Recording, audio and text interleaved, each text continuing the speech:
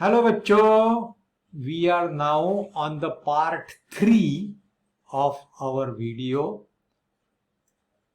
On the chapter vectors. पहले दो part पे मैंने बेसिक्स सिखाए थे, टाइप्स ऑफ वेक्टर सिखाए थे, वेक्टर अलजिब्रा दिखाया था, वेक्टर एडिशन कैसी होती है, by parallelogram, by triangle, by polygon दिखाए थे, और हमने एक प्यारा सा एक्टिविटी एग्जाम्पल भी किया था। चलो अभी ये वेक्टर 3 डायमेंशन में कैसे होते हैं देखेंगे। चलो बच्चों, तो अभी मैंने क्या बोला था, अभी 2 डायमेंशन का जमाना गया, अभी 3 डायमेंशन का। तो 3 डायमेंशन में 3 एक्सेस रहेंगे, X axis, Y axis, Z axis. Imagine करो कि ये आप रूम में बैठे हो, this is wall number 1, this is wall number 2 and this is floor of your room. समझ गए? You have to imagine in 3 dimension. तो ये फ्लोर और ये वॉल जहां मीट होती है वो ये लाइन है, ये फ्लोर और ये पहली वॉल जहां मीट होती है ये लाइन है, और 2 वॉल्स जहां मीट होते हैं ये लाइन है। तो जेड एक्सिस ऐसा ऊपर गया, एक्स एक्सिस यहां आया, वाई एक्सिस यहां आया। तो ये हो गई एक्स वाई प्लेन, जो एक्स एंड वाई एक्सिस से बन गई है। ये हो गई कौन सी, एक्स और जेड एक्सिस से वाई वॉल बन गई है, that is X Z plane. और ये जो वॉल दूसरी है ये कौन सी है, जेड और वाई, तो जेड वाई प्लेन।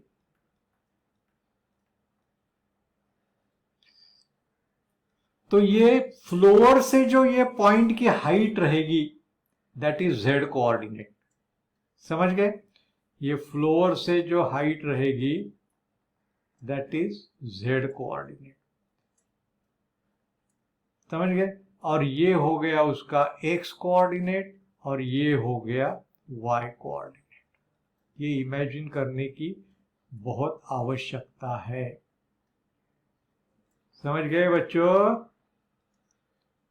तो ये हो गया वाई एक्सिस से जो डिस्टेंस होता है वो एक्स कोऑर्डिनेट, एक्स एक्सिस के जो कोऑर्डिनेट होता है वो वाई कोऑर्डिनेट, और ये प्लेन में जो पॉइंट मिल गया इसका जो हाइट मिल गया that is Z coordinate.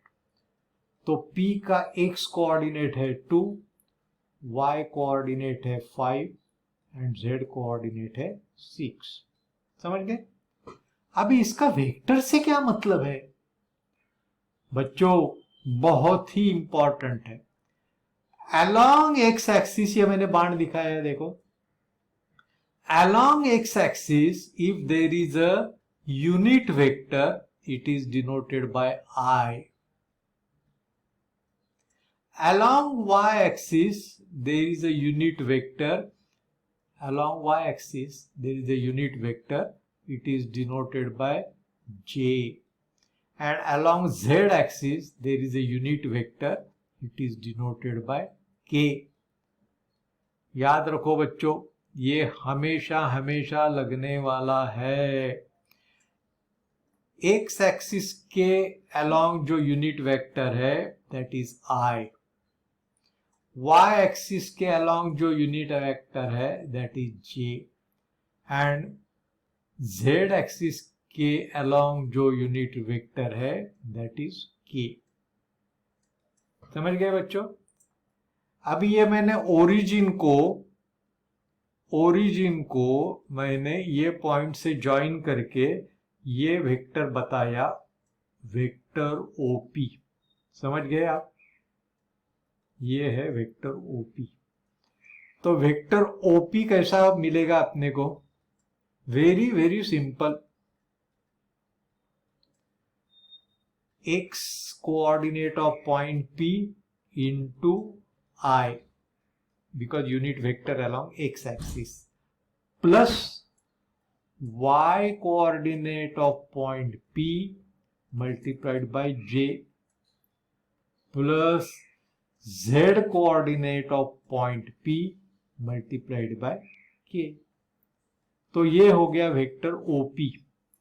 Because it is starting from origin, it is known as small p bar and it is called position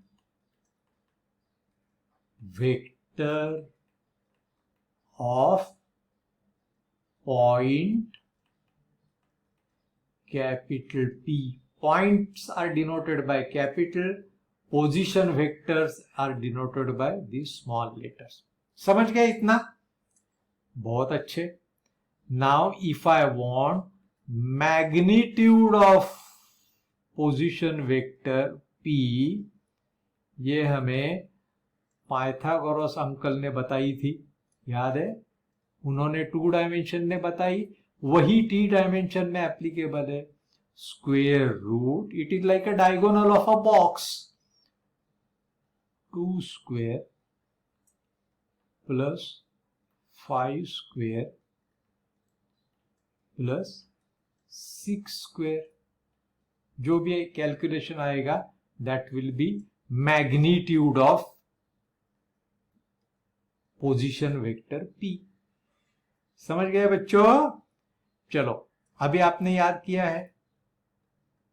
P cap मतलब unit vector in the direction of vector P, that is vector P divided by magnitude of vector P. तो vector P हमारे क्या मिल गया? हमको मिला है हमको 2i plus 5j plus 6k divided by square root. बच्चों ये कितना आता है स्क्वेयर रूट? 25 प्लस 4 29, मतलब 29 प्लस 36, इतना ये आता है. बराबर है बच्चों? चेक करो एक बार फिर से. 65. तो दिस इज हाउ मच बच्चों? ये जो हमारा मैग्नीट्यूड कितना मिल गया हमको? Root of 65. तो ये रूट 65 से मैं डिवाइड करेगा, तो ये लिख भी कैसा सकता है? 2 अपॉन रूट 65 आई कैप प्लस 5 अपॉन रूट 65 जे कैप प्लस 6 अपॉन रूट 65 के कैप. समझ गए? ये प्रिंसिपल याद रखो. अभी 2 पॉइंट है बच्चों, समझ गए? अभी फिर से मैं आई जे के लिखने की जरूरत नहीं, मांगता है तो लिखता हूं. ये वाई एक्सिस है, तो ये कौन सा कैप रहेगा? जे कैप. ये एक्स एक्सिस है, आई कैप, ये के कैप. अभी यहां ट्रायंगल है, देखो ये हो गया पोजीशन वेक्टर P. ये 2 पॉइंट है, इसको पोजीशन वेक्टर नहीं है. Position vector is the vector starting from origin, और ये Q पॉइंट का ये पोजीशन वेक्टर हो गया स्मॉल q. तो अभी देखिए O से P आया, P से Q आया, तो ये ट्रायंगल हो गया. तो हमें क्या मिलेगा? देखो बच्चों, वेक्टर OQ, ये एडिशन है. किसका एडिशन है? वेक्टर OP का एडिशन विथ वेक्टर PQ का एडिशन. अभी vector OQ is nothing but Q cap, Q bar, vector Q, position vector of Q is equal to OP is nothing but position vector of point P because it is starting from origin plus vector PQ. तो हमें vector PQ कितना मिलेगा बच्चों? कोई भी 2 point मिला तो उसका वेक्टर कैसा निकालने का? Position vector of Q minus position vector of P.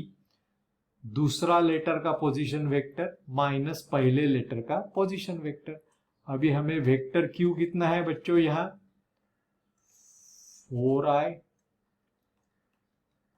Plus 7j plus 9k and vector p कितना है बच्चों, position vector of p 2i plus 5j plus 6k। तो अगर किसी ने हमें पूछा कि वेक्टर पी क्यू क्या है, तो vector P Q is vector Q minus vector P 4i cap plus 7j cap plus 9k cap, always right in the bracket, minus always right in the bracket 2i plus 5j plus 6k. Open out this bracket very carefully. 4i plus 7j plus 9k minus 2i minus 5j minus 6k. तो 4 minus 2 2i cap, 7 minus 5 plus 2j cap, 9 minus 6 plus 3k cap. ये कहाँ पाए, plus भी आ सकता है minus भी आ सकता है. So once you know the vector PQ, you can always use Pythagoras Maharaj का theorem, and what will be the magnitude? Square root 2 square plus 2 square plus 3 square आएगा. फिर से करने की जरूरत नहीं है. तो ये बहुत ही इंपॉर्टेंट चीज हमने देखी है. अभी ये देखो, कोलिनियर वेक्टर का हमने डेफिनेशन देखा था, पैरेलल है या अलोंग द सेम लाइन है. कोप्लेनर मतलब vectors are coplanar if they lie in the same plane और इन द पैरेलल प्लेन. अभी ये जो प्लेन है इसको मैं ए बोलता हूं, ये प्लेन है B. A and B are parallel planes. और ये सी जो प्लेन है ये अलग से खड़ा है, समझ गए. तो ए प्लेन में कौन से वेक्टर है, समझो ये मैं देखता हूं, vector Q, vector P, vector S, vector R, और ये वेक्टर है B.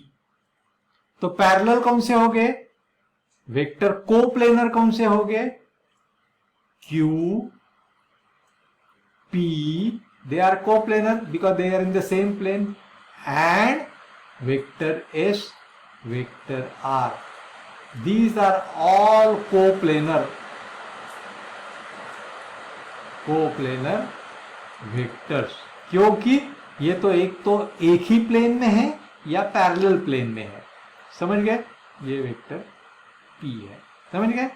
A and B are parallel planes, parallel है, प्लेन पैरेलल है. ये दोनों वेक्टर उसी प्लेन पे पड़े हैं तो ये तो कोप्लेनर हो ही गए. ये दोनों एक ही प्लेन में पड़े हैं तो ये तो कोप्लेनर हो गई है. ये एक दूसरे को पैरेलल प्लेन है, इसके लिए चारों वेक्टर कोप्लेनर हो गए. ये जो प्लेन है ये खड़ा है, इनको पैरेलल नहीं है, तो vector B is not parallel, vector B is not coplanar to the other vectors. समझ गए, इतना याद रखो, फिर थ्योरम करने को हमको इजी पड़ेगा. समझ गए बच्चों. तो इस अगले वीडियो में हम लोग थ्योरम करेंगे. मैं सिंपल टेबल में आपको थ्योरम समझाएगा, नॉट इन अ लंबा इंग्लिश सेंटेंस. समझ गए. Thank you.